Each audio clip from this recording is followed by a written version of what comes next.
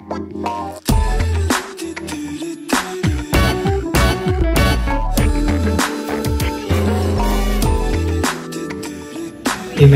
So kung di pa po kayo nakaka-join, magpatulong po tayo sa mga medyo bata-bata. Ayun, so pwede po magtaas ng kamay yung mga hindi po nakaka-join pa. So pwede po tayong tulungan ng mga taong bata-bata dyan sa likod. So, amen. So hindi na po natin hihintayin lahat. Pwede po kayong makasilip po dun sa mga katabi nyo kung hindi nyo po nakikita yung lumalabas sa screen. Pero I think, okay na po ba? Clear na po ba yung karamihan? Meron po bang mga okay na? Taas mo yung kamay ng mga okay na? Wait lang! Yung mga senior po, patulong na lang po kayo sa katabi nyo. Okay, amen. So mag-start na po tayo habang na lang po yung mga senior. Amen. Amen. So let's start. So let's have a practice question first before tayo mag-dive din sa ano. Para lang mag-gauge natin kung makakasagot ba tayo ng mabilis or mabagal. Para lang alam natin kung mag-skip ba tayo or magtatagal tayo sa isang question. So first, sabi dito, what is the theme of our spiritual retreat? So meron po dyan tatlong options. Natatandaan niyo po ba yung theme ng spiritual retreat natin? So pwede po tayong sumagot dito. Option number 1, sabi dito, prayer changes everything. Yan ba yung theme ng natin, retreat? Number 2, worship in the waiting. And number 3, the power of worship. Amen. So I'll give you 5 seconds to answer. So after 5 seconds, kung hindi pa tapos sumagot lahat, mag-move forward na tayo. So 5, 4, 3, 2, 1. Amen. So, ayan. So, mukhang meron hindi nakikinig po sa ating mga announcements. So, hindi pa alam kasi wala tayong, hindi ma-reveal yung mga pangalan ng mga maling sagot. Hindi po natin i-eliminate yan dito sa church. Hindi natin palalabasin yung mga maling sagot. But, the right answer is worship in the waiting. And we're excited to see all of you guys joining with us next week sa ating prayer and worship. Amen. Next question. Ayan. Sabi dito, wala palang question dito. So, when you hear or when you read the word Christmas, ano ba yung pumapasok sa isip nyo? Amen. So, type lang kayo ng word, then enter to submit. So, I'll give you 7 seconds. Sige, 7 seconds kasi mag-isip pa ng word. So, 7, 6, 5, 4, 3, 2, 1. Amen. So, yan, basahin natin yung mga sagot. Birth of Chris. So, kung sino man si Chris na pinakaraw na yun, happy birthday sa'yo. Diba? Birth of Christ. Spaghetti 1 week. Ayan. Love Jesus. So, ayan, inabangan na natin yung mga spaghetti na yan na makakapatan ng New Year, diba? Love. Pero syempre, diba, ang biggest answer, the biggest word is Jesus. Amen. Kasi alam naman natin na this day is celebrated for Jesus. Sige, may sumasagot pa. Christ's birth, yan. Sige, blessings, forgiveness. Sige, yan. Amen. So maraming salamat po sa inyong pagsagot. And lastly, ay sorry, hindi pala na-move. Okay, lastly, sabi dito, what are your favorite Christmas foods? So meron 4 questions. May 4 options dito. First, spaghetti na paaabuti ng New Year. Number 2, fruit salad na napakatigas, hindi ka agad makain. Number 3, leche flan na sinabing wag galawin bago mag-Noche Buena pero binawasan na. At last, yung bulalo na lumamig na sa tagal dumating ng mga bisita. So, ano yung favorite food nyo? Para lang mag-ish natin kasi for sure maghahanda tayong lahat dito. So, alam natin kung ano yung mga ihahanda natin. Kasi spaghetti na yung handa nyo, isa-sharon pa niya, spaghetti rin. So, iba't ibang klaseng spaghetti na lang kaya yung handa natin. So, ayan. So, first, pinakamarami talaga, favorite talaga yung pag sinabing wag galawin, kakainin pa rin. Diba, leche flan, nakikita mo may bawas na. Amen. So, let's move forward. 18 days to go before Christmas. Last 18 days, so nakapag-shopping na po ba tayo? Ready na po ba tayo sa mga uuwi? Excited na po ba tayo? Kasama na po ba natin yung family natin? So, we still have 18 more days to go.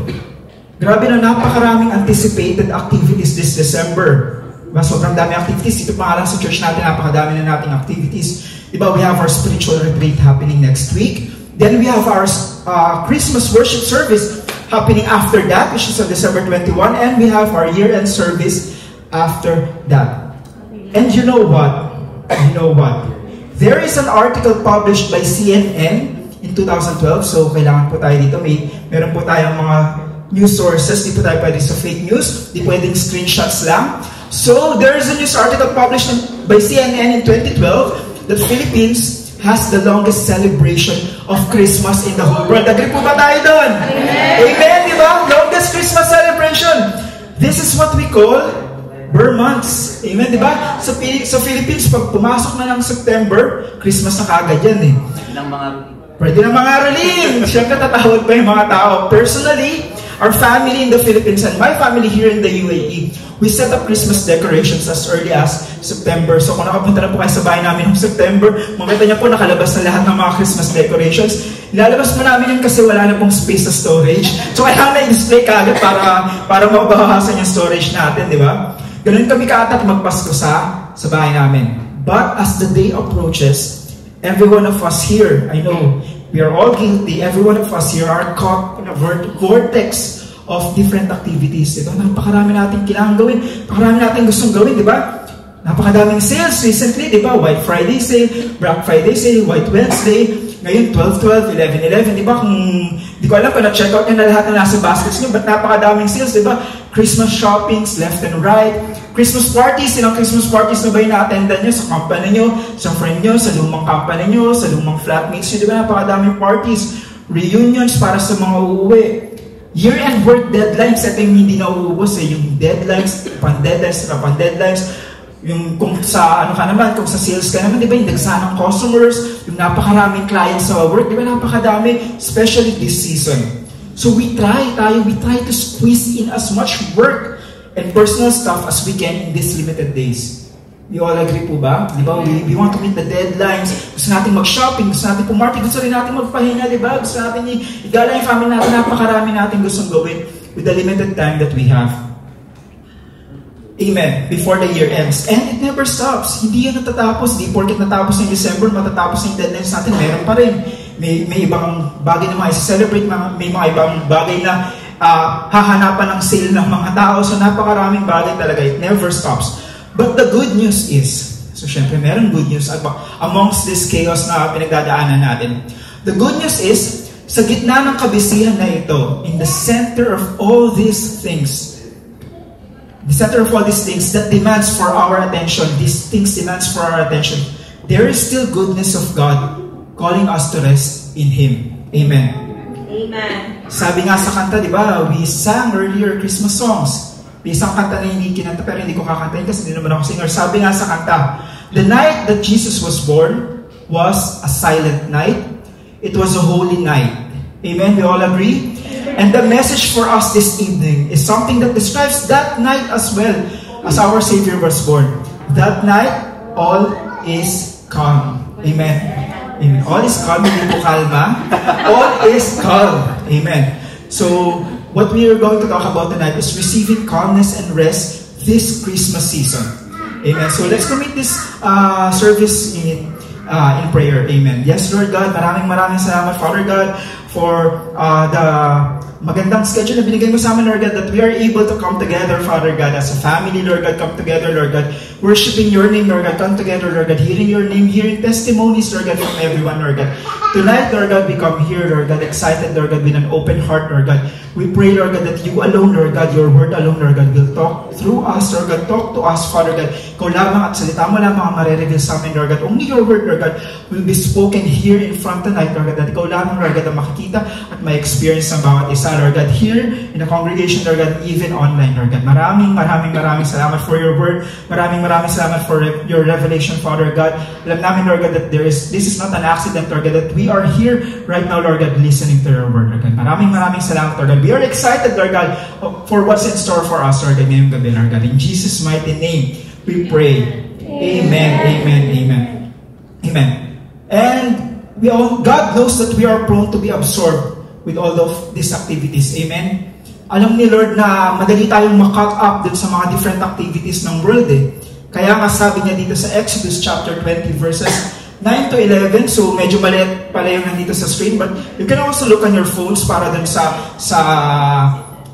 verse, pero don't look at the notifications or don't segue to Facebook. So sabi sa Exodus chapter 20 verses 9 to 11, 6 days you shall labor and do all your work, but the 7th day is a Sabbath day to the Lord your God. On it you shall not do any work, neither you, nor your son or daughter, nor your male or female servants, nor your animals, nor any foreigners residing in your towns. For in 6 days the Lord made the heavens and the earth, the sea, and all that is in them. But he rested on the seventh day. Therefore, the Lord blessed the Sabbath day and made it holy. Amen. The reason he built a day for rest for the Israelites for every 6 days, so that they might pause what they are doing and recognize the goodness of God. Amen. Their need for Him and His gift of stillness. Amen. Yun yung purpose ng pag-pause eh. Para ma-experience mo, masulit mo, or tignan mo lang yung mga kabutihan ni Lord eh. Kasi kung gawa lang tayo ng gawa, trabaho lang tayo ng trabaho, hindi natin ma-appreciate yung mga binigay ni Lord na bagay para sa atin. Amen. Diba? Si Lord nga, after 6 days of creating the world, He rested on the 7th day. So ikaw pa kaya, sino ka para hindi mag-rest? Amen. So, pwede mo po bang tapikin yung katabi mo? Amen. Tapikin mo yung katabi mo at itanong mo tong tanong na to. Tanungin mo siya, ikaw ba ang tagapagmana ng kumpanya nyo? Meron po bang sumagot ng oo? Kung may sumagot ng oo, tanong niyo po kung may hiring sa kanila. Amen. So, kung may sumagot naman na hindi, sabihin mo, magpahinga ka. Diba? Hindi naman pala ikaw yung tagapagmana ng kumpanya. Kahit gaano tayo mag-overtime dyan, hindi talaga ipapamana sa atin yan. Yeah, but sometimes, work requires us. Amen. And you know where the best place to rest is? Alam po ba nyo kung saan ang pinaka magandang lugar para magpahinga? Siyempre, sagutin po natin yan. I-suggest nyo po sa atin lahat, saan the best magpahinga? Sige nga po, so bibigyan ko po kayo ng 7 seconds. Saan the best magpahinga sa tingin nyo? Amen. So 7, 6, 5, 4, 3, 2, 1. Amen. So, sa puso mo, di ba? Di ba siya nagtatrabaho yung iba? Works sa puso mo, bakit siya ka magpapahinga? Oh, Ma'am Zarbich, mukhang may mga hindi na-upload na pictures sa Ma'am Zarbich. Ayan, sa mall, sa kanya, sino yung sa kanya? Bedroom, ayan. Siyempre sa bahay, para makatipid tayo sa church. Ayan, amen. Sa dagat, sa buffet. So, sa bahay ni Kalma. Sige, punta lang kayo sa bahay namin para tulungan kaming magligpit. Amen, amen, amen. So, ayan, napakadaming suggestion ng magagandang place to rest. Pero ang sabi dito sa Matthew chapter 11, verse 28, sabi dito, "Come to me all who are weary and burdened, and I will give you rest." Amen. Kung nasaan si Lord, dun may pahinga. Amen. Kung nasaan si Lord, dun may pahinga. Yung pagod na nararamdaman mo ngayon, physical na pagod, mag-book ka lang ng Just Life. Wala pong application yung Just Life sa akin, kay Johan po yan. So, ayan. Or huwag din kayo kumuha ng mga massage card dyan sa gilid-gilid. So, ayan. Yung pagod na nararamdaman mo, huwag mo idaan sa massage card sa gilid. Yung tiredness mo physically, yung tiredness mo spiritually, tiredness mo na nararamdaman ng soul mo, you can find rest and restoration in Jesus alone. Sabi niya sa word niya, di ba? I will give you rest. Kay Lord lang. Amen. Kay Lord lang tayo makakahanap ng pahinga. Amen. Psalms chapter 6 verses 1 to 2, sabi dito, "Truly my soul find rest in God. My salvation comes from Him." Amen. Kay Lord galing yung salvation natin. Truly, He is my rock and my salvation. He is my fortress. I will never be shaken. Amen. Thank you, Lord. Ito sa word mo na to. In practicing rest, kung pinapractice natin yung rest, we acknowledge God's trustworthiness. Na kahit na huminto tayo sa paggalaw, kahit na huminto tayo sa pagtatrabaho, kahit na huminto tayo sa kakaisip ng kung ano bang solusyon doon sa mga problema natin, still, God will continue not only to provide for us, but to hold our world together. Amen? Hindi ito si Lord porque huminto tayo eh. Si Lord nandyan lang, lagi tayong gagabayan. Amen. This message ngayong gabi, itong message ngayong gabi, this is God's invitation for you. Sa ating lahat, di lang sa iyo, para sa akin din. This is God's invitation for all of us to come away with Him. Umalis lang tayo kasama kay Lord and get some rest. Hindi sumama kagad kay Lord, pero sumama lang. Mag-dive deep sa kanyang mga salita, sa kanyang mga pag-aaral, and have some rest. Slow down. It's a message for us. Slow down and rediscover. As we slow down, let us rediscover the wonder and joy of this coming Christmas season in the midst of the chaos and all the holiday traditions. Amen. Sanay na tayo na ito yung ginagawa natin pag Pasko. Sanay na tayo na rush sa trabaho, pag uwi, prepare ng pagkain. Sanay na tayo sa mga ganyan kasi yan yung lagi nangyayari. But this season, God is inviting you to slow down and rediscover the goodness that is Jesus. Amen. And tonight, ngayong gabi, syempre, we will practice yung restful worship. Amen. Papracticein po natin yung restful worship na yan. Amen. So sabihin mo sa katabi mo, all is calm. All is calm. Amen. All is calm. All is calm. Hindi is calm, ha? All is calm. So first, sabi dito, para natin papracticein yung restful worship, number 1, we have to remember God's goodness. Amen. Pakilanta natin yung kanina, praise God. Doon sa ano niya, one spirit niya, di ba? Alam niyo ba, na according to Anne Voskamp, isang Canadian Christian author, every Christian suffers from chronic soul amnesia. Amen. So, huwag po muna tayo mag-google ng chronic soul amnesia kasi kwento po natin yan. So, chronic means, ano ibig sabihin ng chronic? Hanap po ako ng mga, sige, chronic. Ang ibig sabihin ng chronic, it means recurring or paulit-ulit. Amen, na bumabalik. Soul amnesia naman, she described it as the tendency to forget our true identity in Christ. Amen. So, chronic, paulit-ulit, tendency to forget the true identity in Christ. So, bumabalik. Kakalimutan natin kung ano yung true identity natin in Christ. It is very easy for us to be distracted. Amen. Diba pag nagbabasa tayo, may nagbabasa po ba ng Bible sa phone? Diba pag may nag-notify din sa habang nagbabasa ka ng Bible, pag may nag-notify, yung attention mo mapupunta na kagad din sa notification, diba? It is very easy for us to be distracted by what is happening around us. It is easy to be caught up with, especially yung trabaho natin. Just 2 weeks ago, grabe, nag-work ako 16 hours on a weekend. So, hindi ko na lang namalayan na madilim na. Pagkatapos kung madilim pa rin pala, yung buong Sunday ko kinain na. Especially now, this Christmas season, di ba? Lalo na kung nasa Pinas ka. Everywhere you look, merong sale. Everywhere you look, kaliwat kanan, merong mga different activities na ino-offer yung mga different establishments, di ba? Concerts, di ba? Napakaraming concerts, di ba? Sino nakabili ng concert ng IHE, sino yung magko-concert na mag-ano? Coldplay, di ba? May magko-concert ng Coldplay. Napakadaming magko-concert dito sa UAE, di ba? Meron din mga seat sale, di ba? Yung iba kong mga kaibigan, parang buwan-buwan ata lumilipad. Di ko na lang sasabihin kung sino yung mga yon, pero di ba grabe, napakadaming seat sales. Natatawa na lang siya sa likod, di ba? Discounted winter activities, di ba? Magpa-pop up sa mga messages. Discount. Punta ka dito. We are inviting you 50% off. It is easy to get lost and to have your mind be occupied ng maraming bagay. We suffer, lahat tayo, we suffer from chronic soul amnesia. We tend to forget who God is and what He has done for us. Kaya naman, we must remind ourselves every day, di ba? Every day, renewing our minds, di ba? Ano kaya pinag-aralan natin sa ating pag-aaral kay Bishop Emily, di ba? We have to renew our mind. We have to remind ourselves every day, kung hindi man every moment of our lives, di ba? Who is Jesus and why His birth is so miraculous. Amen. Amen. Alam ko naman na never mong makakalimutan na niligtas ka ni Lord. But sometimes, we forget how amazing His grace is. Amen. Hindi natin makakalimutan na niligtas ka ni Lord eh. Pero sometimes nakakalimutan natin na napaka-grabe, amazing ang grace ni Lord. Amen. Sabi nga, familiarity breeds contempt. Amen. So may question na naman dito, familiarity breeds contempt. Tingin nyo sino pong nagsabi nito? Si Taylor Swift, si Martin Luther, or si Mother Teresa? So I have 5 seconds para po sagutin nyo. So 5 seconds. 5, 4, 3, 2, 1. Amen. So, grabe, napakadaming sagot. Daming bumoto kay paring Martin Luther. Taylor Swift 4, kay Mother Teresa 4. Amen. So, reveal na po natin yung answer. Siyempre si Taylor Swift ang nagsabi. Sabi ni Taylor Swift doon sa kanta niya, di ba?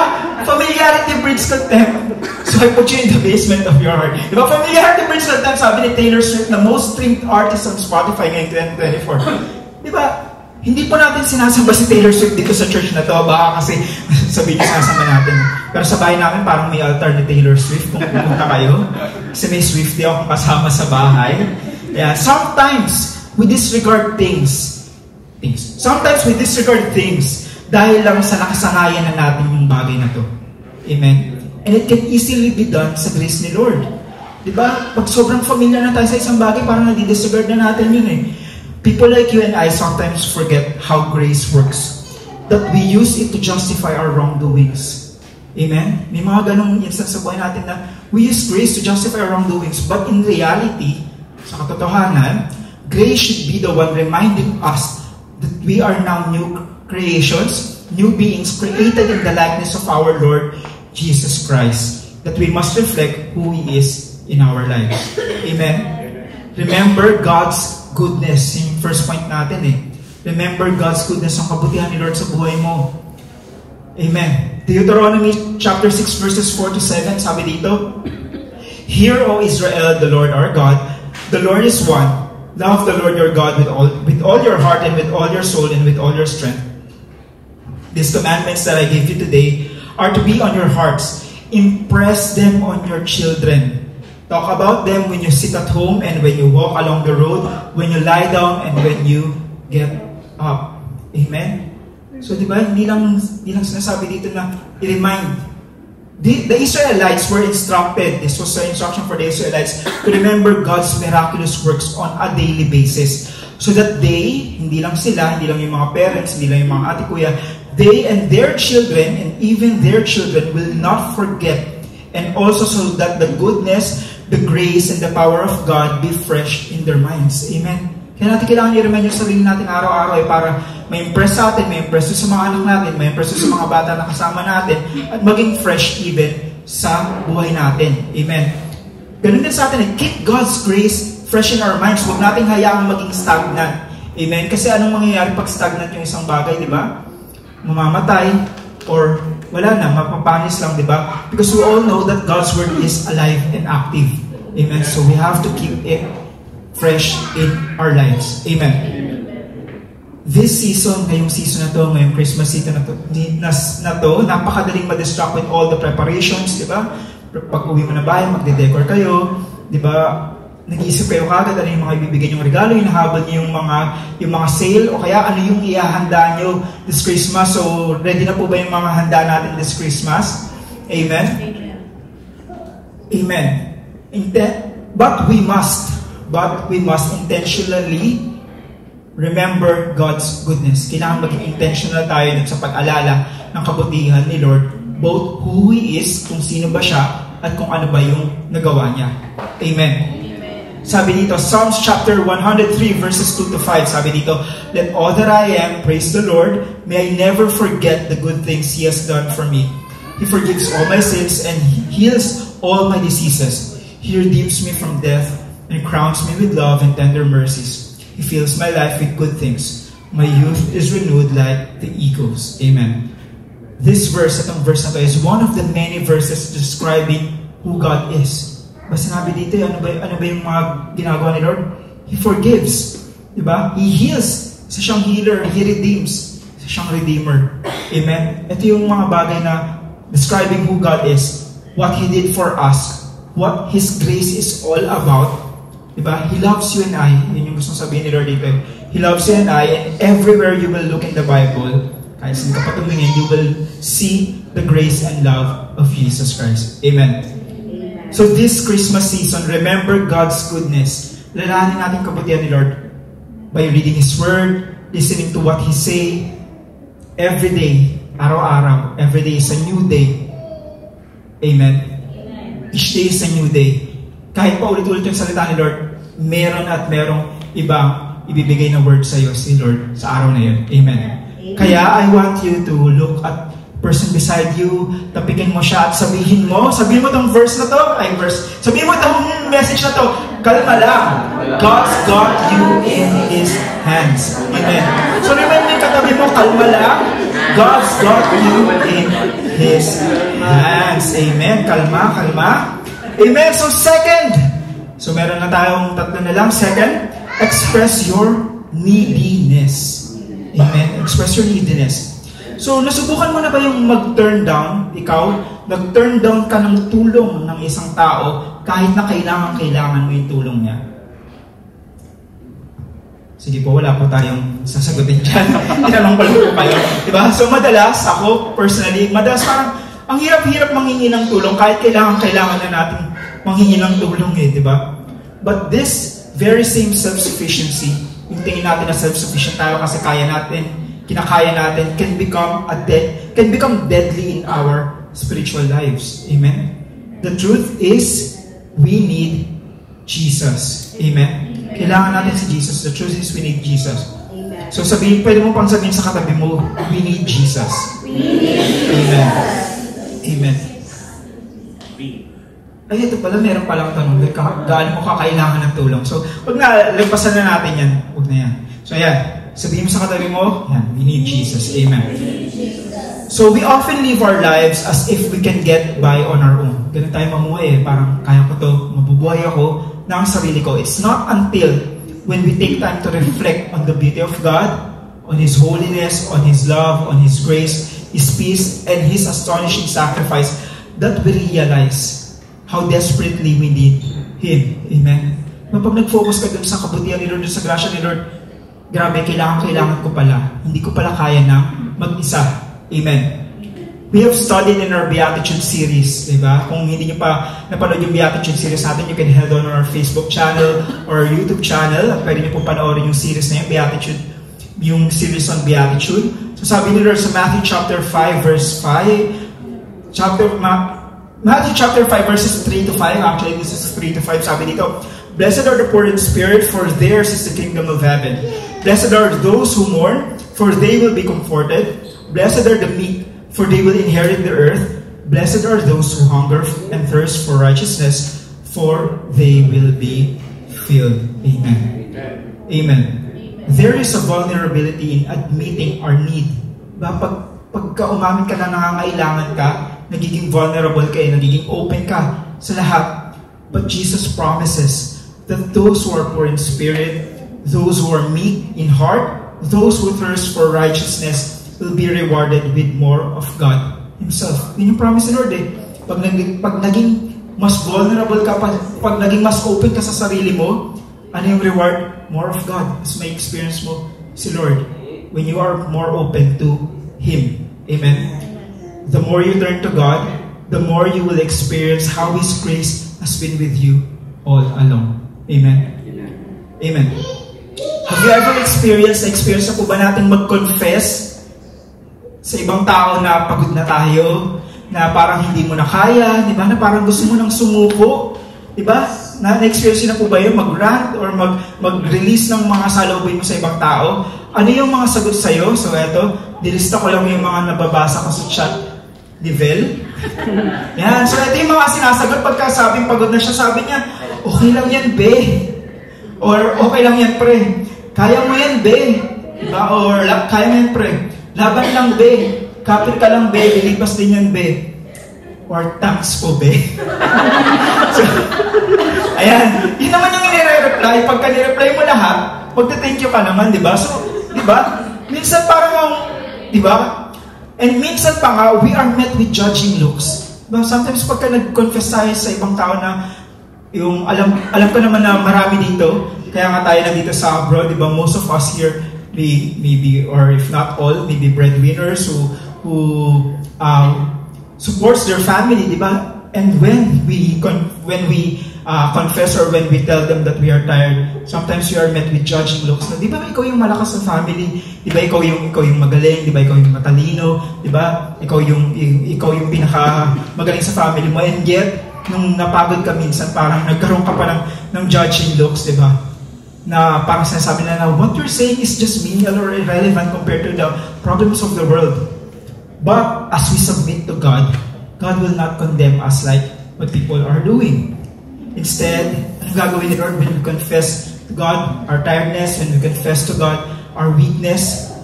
God will meet us with a warm, welcoming embrace, ready to catch us as we fall. Amen. Sobrang kakaiba ng tao. Pag sa tao ka na-confess, di mo alam kung i-judge ka or welcome ka, but with God, when you confess to God that you are tired, He will welcome you with a warm embrace and catch you as you fall on Him. Amen. Alam mo, you can fully express your neediness kay Lord, yung pangangailangan mo kay Lord. dahil sa verse na ito, and it so happens that this is the verse of our church, ito yung nagpapatunay na pwede kang mag-confess ng pangangailangan mo kay Lord. Sabi dito sa 2 Corinthians chapter 12 verse 9, "But He said to me, my grace is sufficient for you, for my power is made perfect in weakness. Therefore, I will boast all the more gladly about my weakness, so that Christ's power may rest in me." Amen? As we admit our weakness to God, only then can God work through you. Amen? Pag hindi mo inamin kay Lord na pagod ka na, wala siyang magagawa para sa iyo. But if you admit and you confess to God your weakness, only then can God work through you. Kasi hindi ka matutulungan ni Lord kung ayaw mo mismo magpatulong. Amen? Hindi ka magagabayan ni Lord kung ikaw mismo ayaw mo ibigay yung steering wheel kay Lord. Amen? Hindi pwedeng dalawang driver. So mga nagdadrive po dito, have you tried dalawang driver sa harapan? Dalawang nakahawak sa steering wheel? Diba hindi pwede. Kailangan isa lang. Amen? Hindi mag-overflow ang grace ni Lord sa iyo kung ikaw mismo ang nag-overflow sa sarili mong buhay. Amen? Sabi dito sa verse natin, diba? Verse ng ating church, ang biyaya ng Panginoon ay sapat at sobra-sobra pa sa pangangailangan natin. Amen? Again, ang biyaya ng Panginoon ay sapat na at sobra-sobra pa sa pangangailangan natin. Amen? Express your neediness to God. Express mo lang kay Lord, Lord, kailangan ko ng tulong. Lord, gabayan mo ako. Lord, I need your wisdom. Lord, I need your protection. And the best part of God's promise in this verse is as we rest on God's sufficient grace, His power will rest in you. Amen? Pag nag-rest ka kay Lord, yung power niya, magre-rest din sa inyo eh. Magre-rest sa atin. Take the pressure off of yourself. Alisin mo yung pressure mo sa sarili mo. Sometimes kasi tayo mismo yung nagbibigay ng pressure sa sarili natin. Take off the pressure on yourself. You don't have to do it all on your own. Kung sanay tayo nung nasa Pinas tayo, or kung sanay tayo dati bilang mga punong bigay sa ating pamilya, you don't have to do it on your own. Kasama mo si Lord. Amen. God is with you. Kaya naman, sabihin mo sa katabi mo, sabihin mo sa katabi mo, kalma lang, God is with you on this. Sorry, may sobrang S. Kalma lang, God is with you on this. Amen? So yan, remind mo lang yung katabi mo, God is with you on this. Kasama mo si Lord. So kung ano man yung pinagdadaanan mo kapatid ngayon, kung financial, sa iyong health, sa iyong family, sa iyong relationship, kalma ka lang kasi God is with you on this. Hindi ka niya iiwan. Amen. Third, ayan. So, midway na tayo. Third, sabi dito, seek His stillness. Amen. Amen. Alam niyo ba na in 2022, Dubai was ranked as the most overworked city in the whole world according to Business Insider.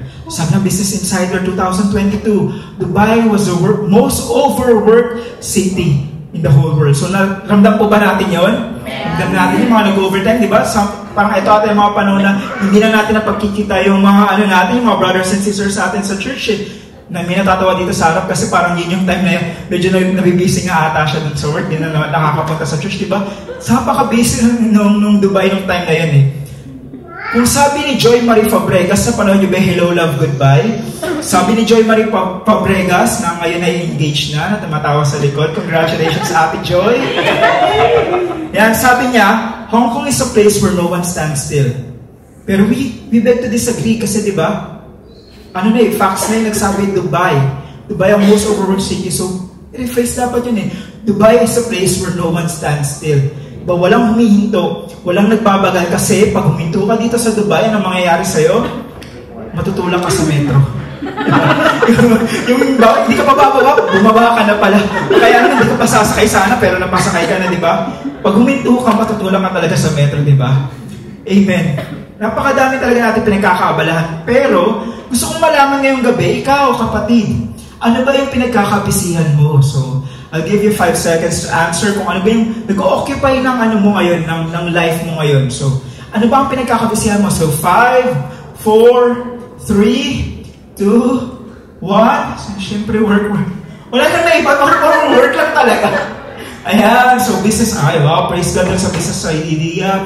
Yan, declaring that sa mga naghahanap ng trabaho, hatid sundo, hindi ko na i-name drop to, pero titignan ko siya. Yan, di ba? Change work, yan, praise God. Luto. Ay, parang kilala ko sinasabi ng luto. Huwag mo natin tawanan, Netflix. Ayan, uy, grabe, ang saya naman ng Netflix, di ba? Huwag mo natin tawanan yung ano. Ayan, vacation planning, amen. So, di ba, ang dami natin pinagkakabisihan. And sometimes, etong mga pinagkakabisihan natin na to, di ba, ito rin yung mga nandun sa ating, sa ating mga prayer request or praise report, di ba? Kidding aside, we work non-stop. Lahat tayo dito, we are here, first and foremost, para sa work, di ba? We are here to work. Kaya naman, we work non-stop. Deadline after deadline after deadline, di ba? Walang kaubos ang customers. Kung sa sales ka, di ba? Walang kaubos ang customers, papasok sa shop nyo, closing na kayo, may mag-order pa ng napakarami, di ba? Walang katapusang calls, walang katapusang meetings, walang katapusang trainings. Have you experienced all of this, di ba?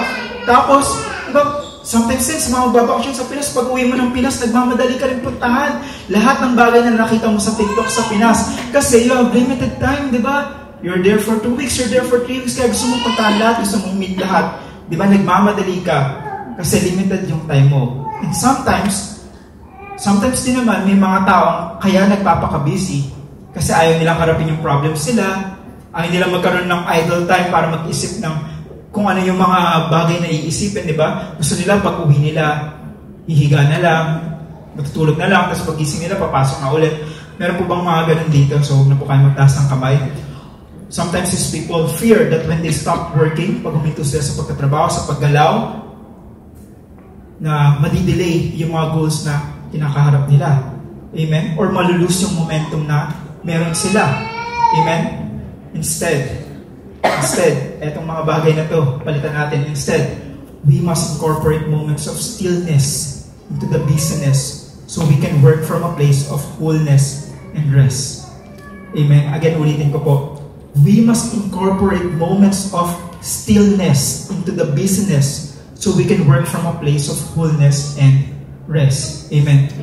Kasi if you don't stop, if you don't stand still, if you don't slow down, kahit gaano kabilis yung momentum mo, yung mapapagod ka. At ang mas mahirap pa, pag bigla kang nag-stop, di ba? Ano yung momentum mo, tapos biglang nag-stop, mas mahirap sa loob mo eh. So why not rest, di ba?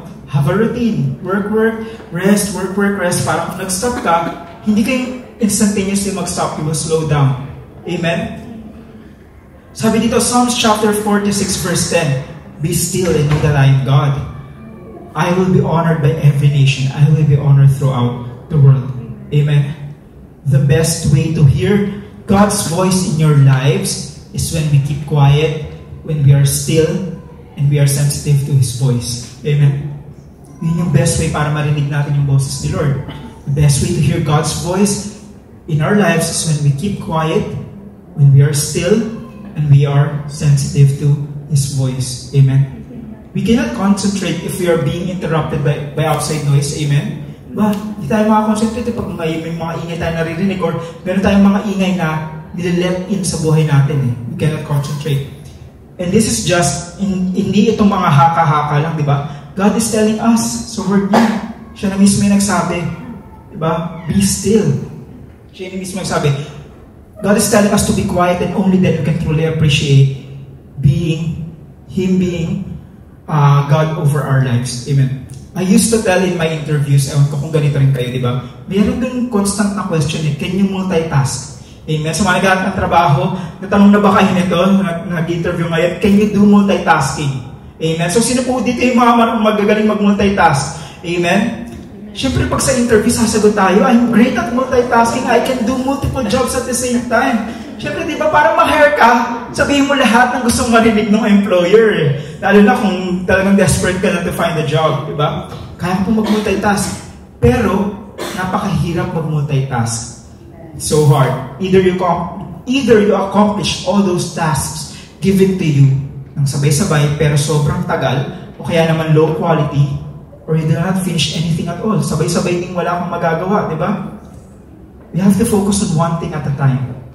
Giving your whole time and attention to God for a few moments in a day shows how much you value Him. Amen? Yung pagbibigay ng whole time time and attention, whole time and attention kay God in a day shows how much you value Him, His company, or yung company ni Lord, yung company kay Lord. Kasi He doesn't require us 24/7 di ba? Hindi naman nire-require ni Lord na 24/7, ibigay mo yung buong oras mo sa Kanya. It just requires a few moments of your day, whole attention. Amen? But when we make time, let's make it to a point na we give our whole undivided attention. Kung 2 minutes lang kaya mo ibigay kay Lord, it's fine. Kung 1 minute lang kaya mo ibigay kay Lord, it's fine. Kung 30 seconds lang kaya mo prayer kay Lord, it's fine. Basta, you give God your whole attention. Amen? This Christmas season, so ngayong Christmas season, we are there to be still. We are there to be still. Bring your to-do list. Lahat ng mga gagawin mo, bring it to the Lord and lay it at His feet. Savor the beauty of His presence as you reflect on His grace. Amen? Bigay mo kay Lord, ilatag mo lahat kay Lord. Siya ang bahalang mag-aayos ng kabisihan mo. Amen? Kaya naman, eto again, sabihin mo ulit sa katabi mo. Ano yung sasabihin sa katabi mo? Kalma lang. So sabihin mo sa katabi mo, kalma lang. God wants to talk to you. Amen? Kalma ka lang. God wants to talk to you. Be still. Amen. And lastly, ito na, trust His faithfulness. Amen. Trust His faithfulness. Amen. Do you trust God? Amen? Amen. Amen. Siyempre. This is a question that confronts us daily. Ito yung tanong na tinatanong sa atin araw-araw mula sa pagising natin hanggang sa bago tayo matulog. Do you trust God? Because to trust means to rest. And to rest means to trust. Amen? Pag nagpahinga ka, ibig sabihin nagtitiwala ka na kumikilos pa rin si Lord sa buhay mo. Amen? Amen. Diba nga, we sleep. So, sino po dito yung mga natutulog? Hindi ngayon. So, hindi ko na ninindrop yung mga natutulog ngayon. So, sino po dito yung mga natutulog? Diba lahat tayo natutulog? Kahit na, alam ko naman dito yung iba, wala nang pahinga dahil sa shifting nila, diba? Lahat tayo dito natutulog, diba? And yet, we sleep not knowing if we will wake up or not tomorrow. Diba? We still sleep.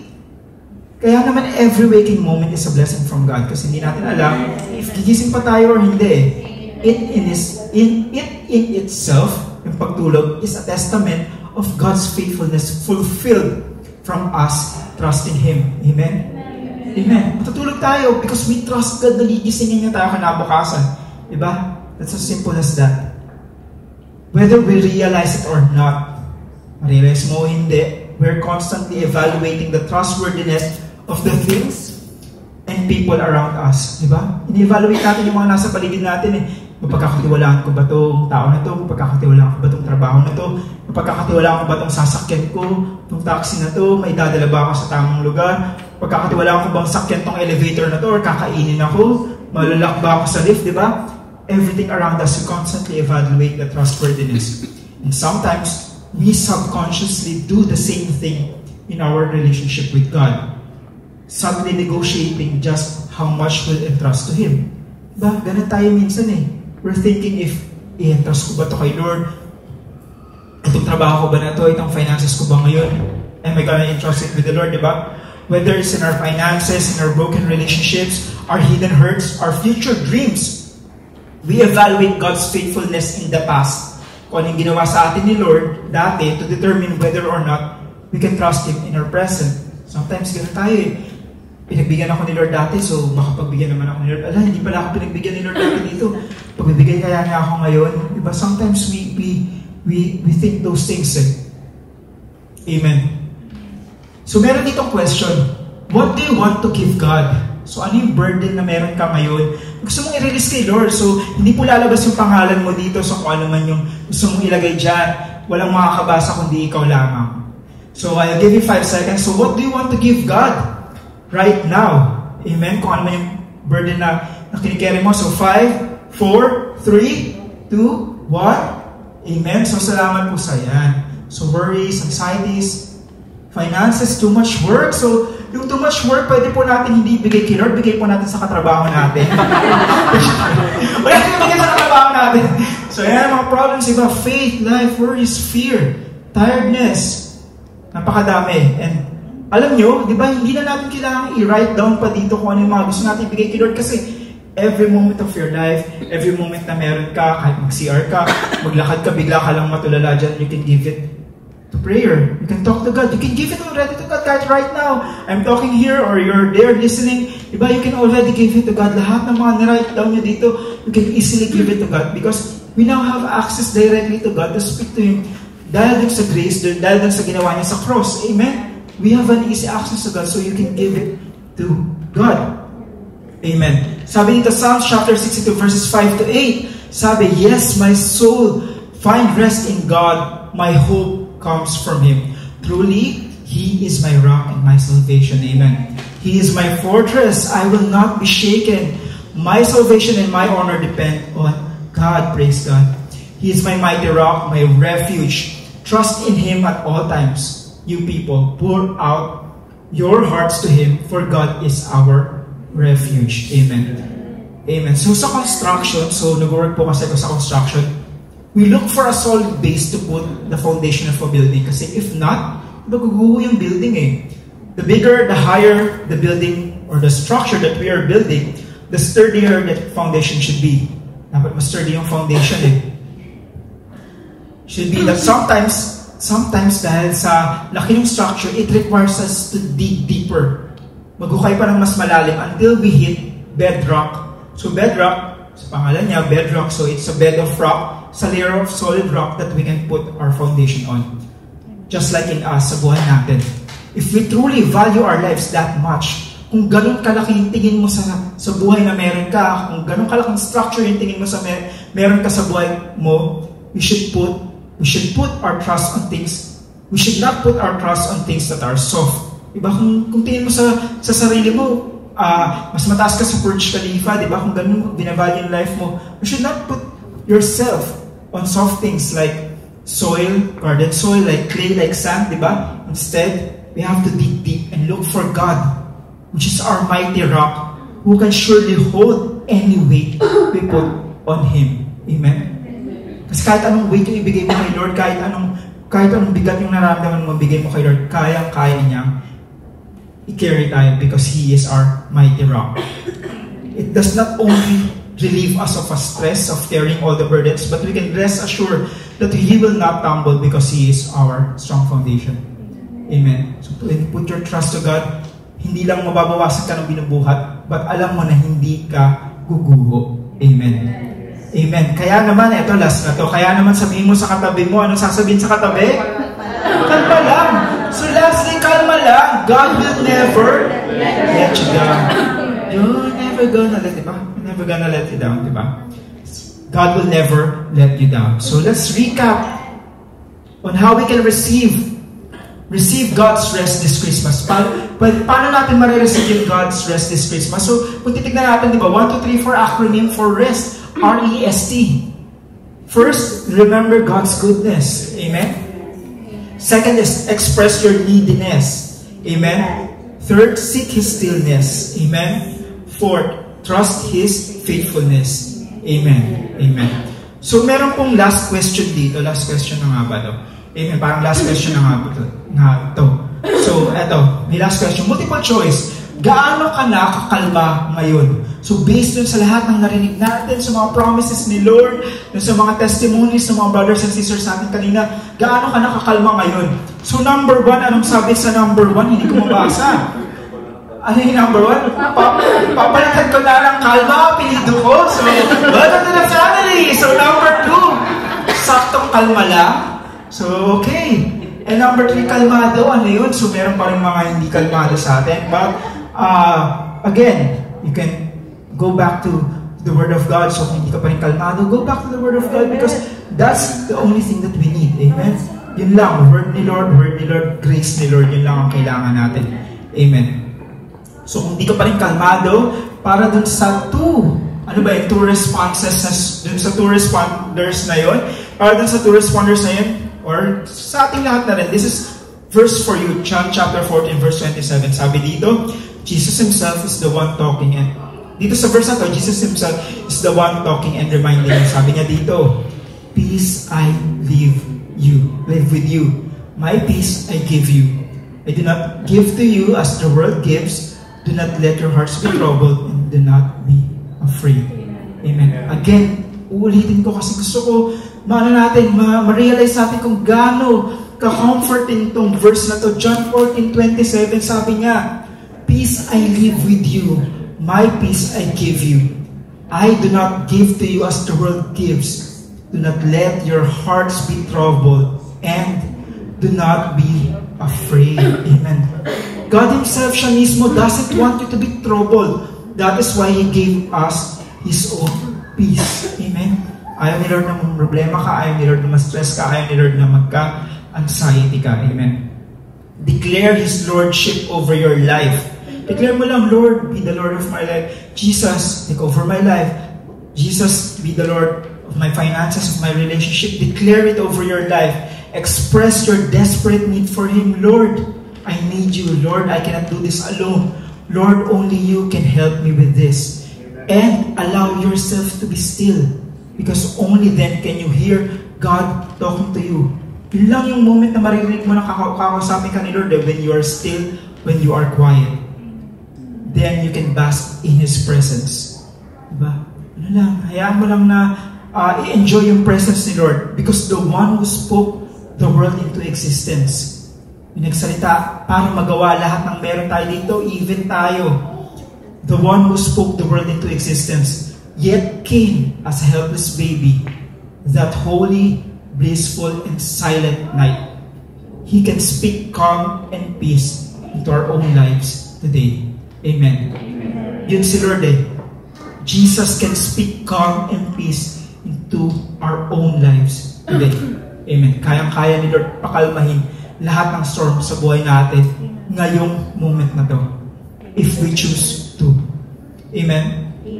And kung hindi mo pa rin maalala lahat ng mga pinagsasabi ko, or ang naalala mo lang yung mga pinagsasagot nyo, here's a big idea for us this evening. Sabi dito, "In Christ, I can rest knowing I have His grace and love this Christmas." So pwede po ba natin sabay-sabay basahin? "In Christ, I can rest knowing I have His grace and love this Christmas." Amen. So can we stand and give God a big clap offering? Amen. Thank you, Lord. Thank you.